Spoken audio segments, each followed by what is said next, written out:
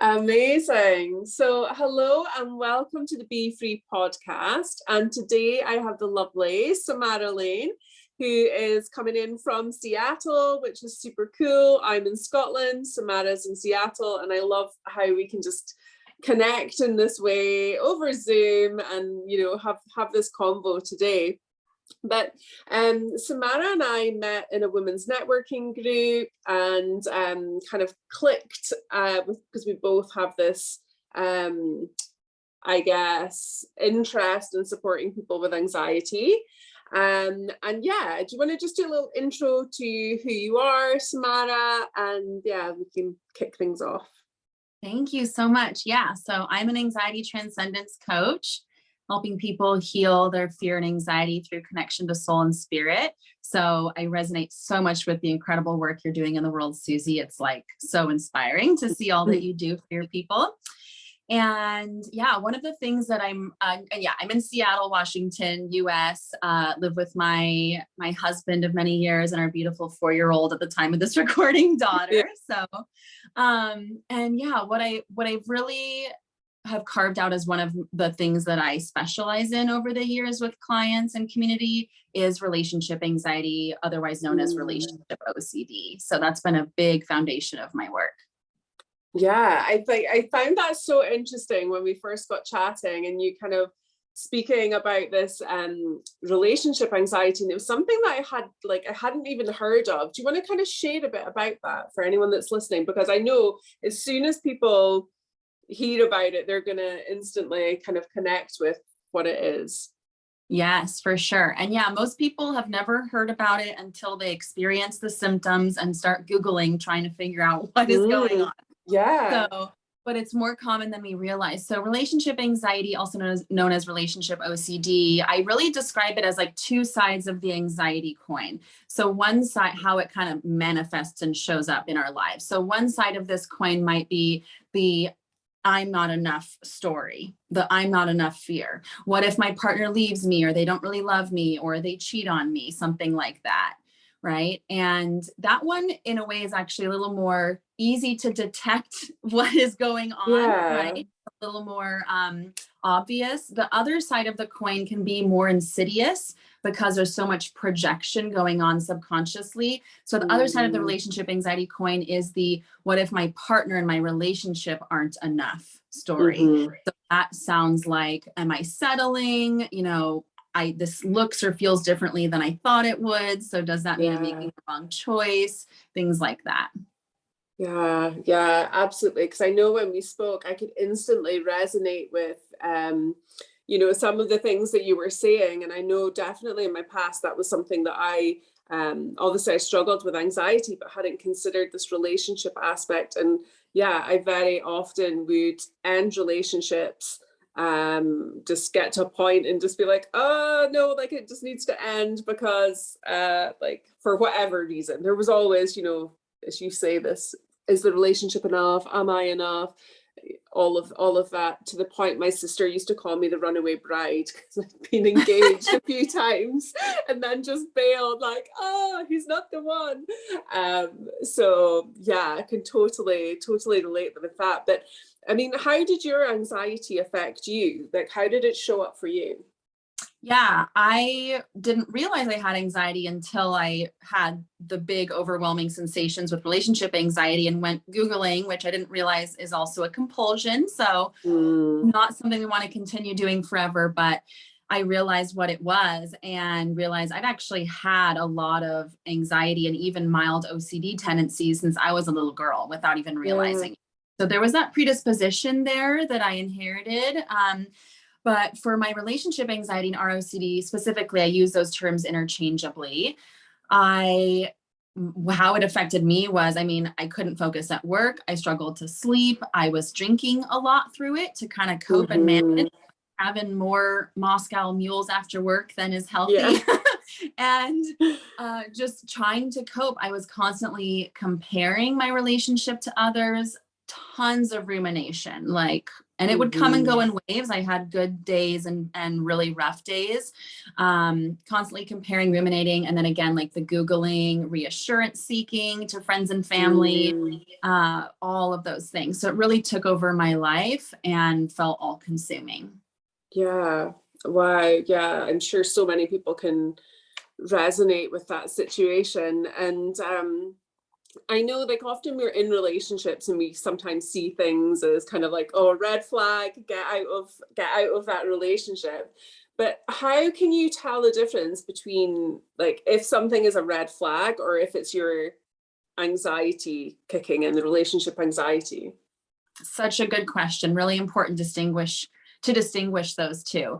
So red flags would be something that is of serious concern, something to take seriously. So that would be something like untreated addiction, gambling, alcoholism, something like that.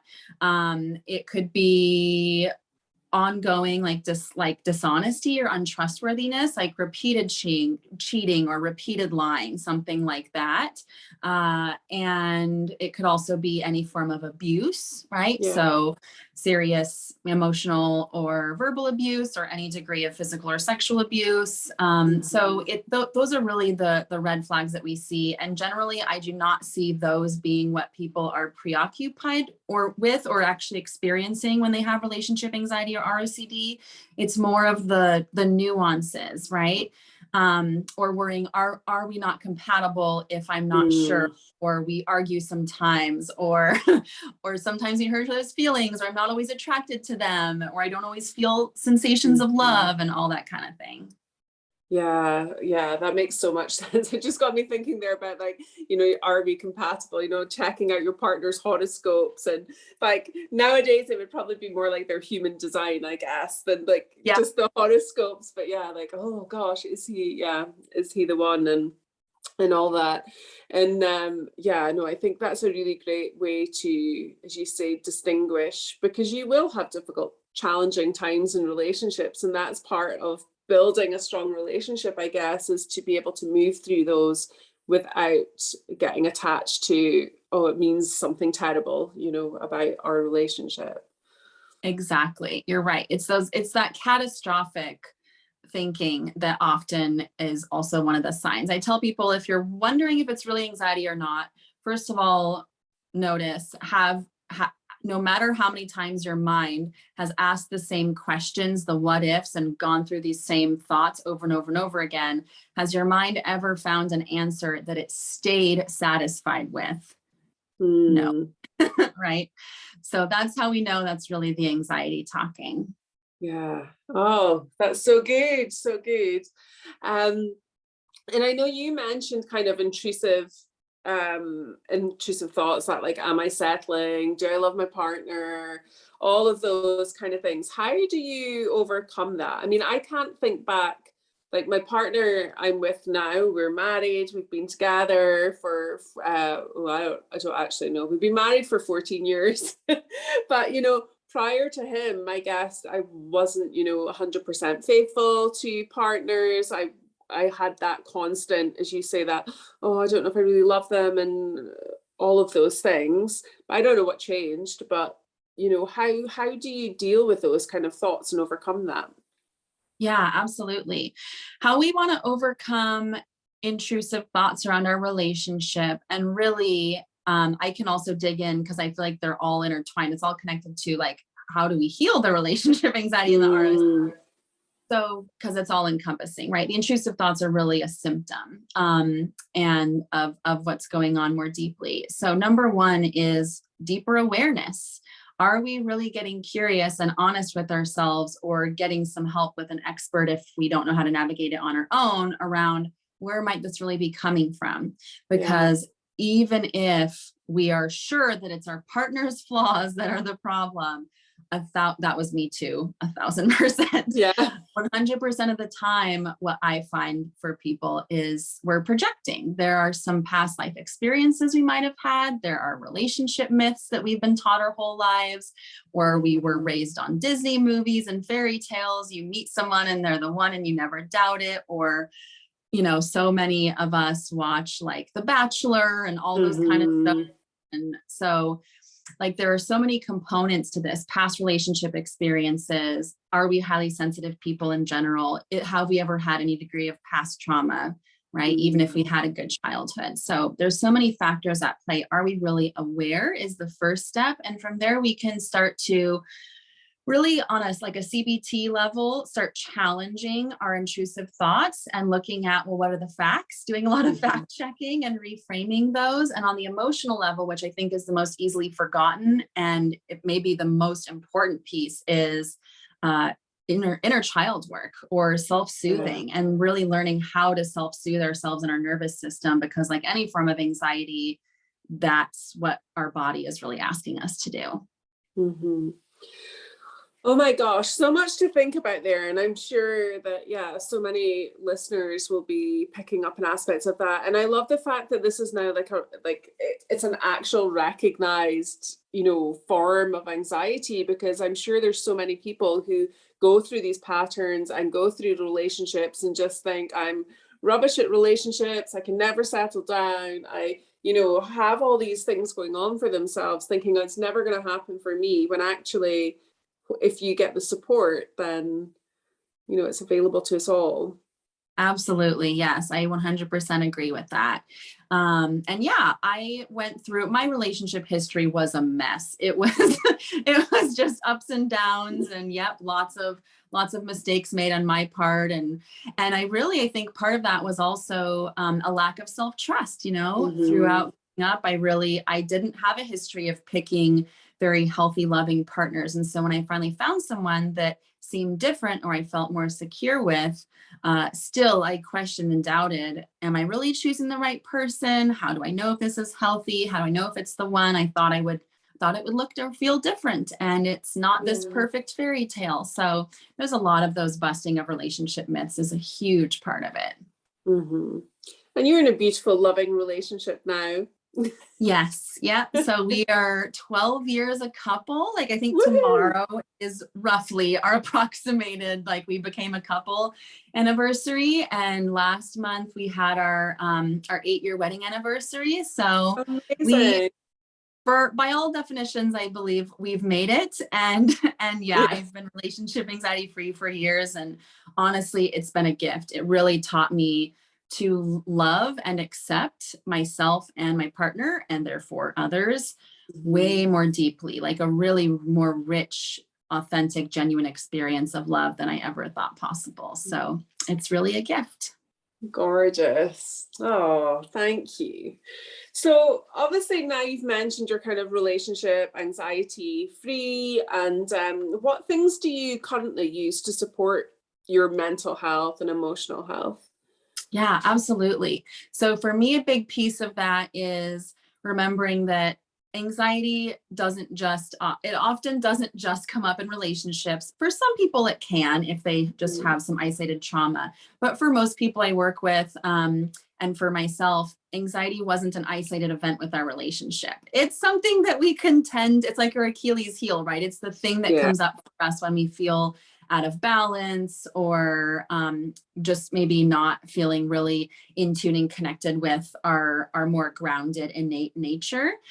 So for me, a big part of how I manage it now is, honestly, all the things I just mentioned. I love looking at awareness of, if I have things coming up in my life, where is that really coming from? Mindset work, but also a lot of that emotional work. And what I love to do now is really manage proactively my overall well-being holistically, which I believe that's a lot of what you do with your people too.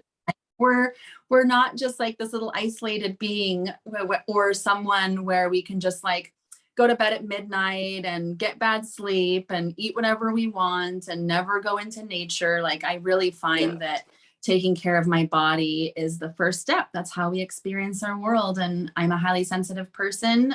So many people with anxious tendencies are, and we're a Mercedes, we're a BMW. We need lots of love and care for our rich, powerful, beautiful experiences that we have in life, right? So we can use all of our superpowers. We're not a Toyota Corolla that we can run into the ground. Yeah. Love it. I'm gonna hold that thought.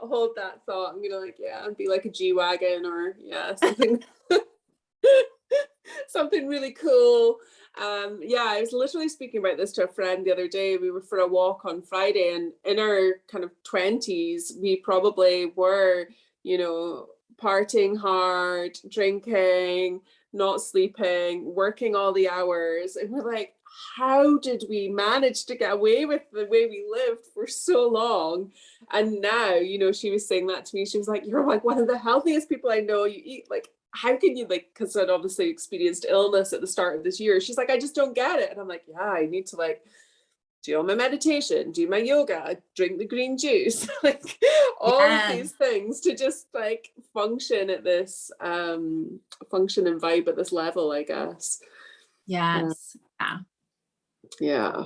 Cool. So my whole business is kind of founded around this essence of being free and, experiencing the sensation of freedom. What kind of things do you make you feel free? I love this question, and I love how you do your business, because yes, that's like a huge word for me. And I think a word for so many of us is that sense of freedom. For me, how I experience the most freedom is actually by not creating rigid rules or strict structure around my self-care or my life. So I'm really good at doing that. I think as like anxious overthinkers, highly sensitive empaths, like that's one of the ways we cope is like control and manage every part of our lives. We're really good at that kind of thing. And it doesn't feel freeing to me, right? Like some amount of structure definitely feels really good and supportive for me. But, I want to wake up, and if today I want to listen to an inspiring audio or read a book or journal or just go play with my daughter or go on a walk or eat or like drink some celery juice. Like I want to have that freedom there. But there are also times where I'm like, you know what? This one night I am going to stay up a little later and honor that desire. Or this one, I am going to eat a cheeseburger today or whatever it is. Like just letting there be freedom and not rules. And also just making choices from how do I want to feel? Because then I usually do end up picking the healthier choice naturally. I've learned the hard way. So that's a big part of my freedom. Yeah, definitely. Beautiful. Yeah, I think having that balance, it's not about kind of eliminating all joy from your life in order to try and be healthy and anxiety free. Like, today I went and got myself some nice brownies from this place that like is kind of local to us, and it's autumn, so I got myself a chai latte and just was like, this is so nice. Yes. Chai latte and brownies, winner. So nourishing your soul can show up in so many different ways, I guess. Absolutely. Yeah. So agree with that. Cool. So if people want to connect with you, what is the best way for people to find you?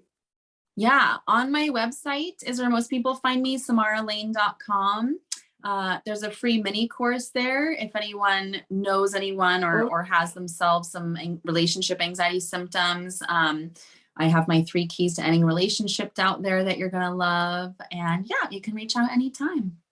Cool. Thank you. So I will pop Samara's links in the show notes of the podcast and on YouTube so that you can connect with her. And is there anything you want to add just before we jump off today? Oh my gosh, just to be really kind and gentle with yourself for any kind of anxiety, but especially for relationship anxiety and ROCD, just being so gentle and patient with yourself on your journey. There is so much to unpack. It's not a quick fix kind of a thing. And really, you are so divinely held and supported, and just, we're here for you.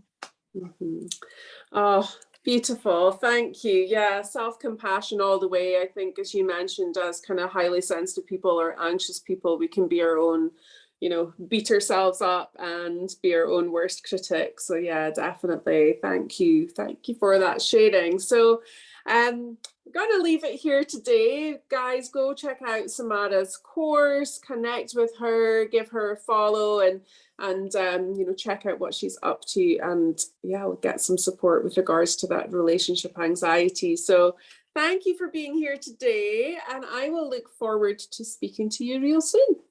Thank you so much for having me. Sounds amazing. Bye. Bye.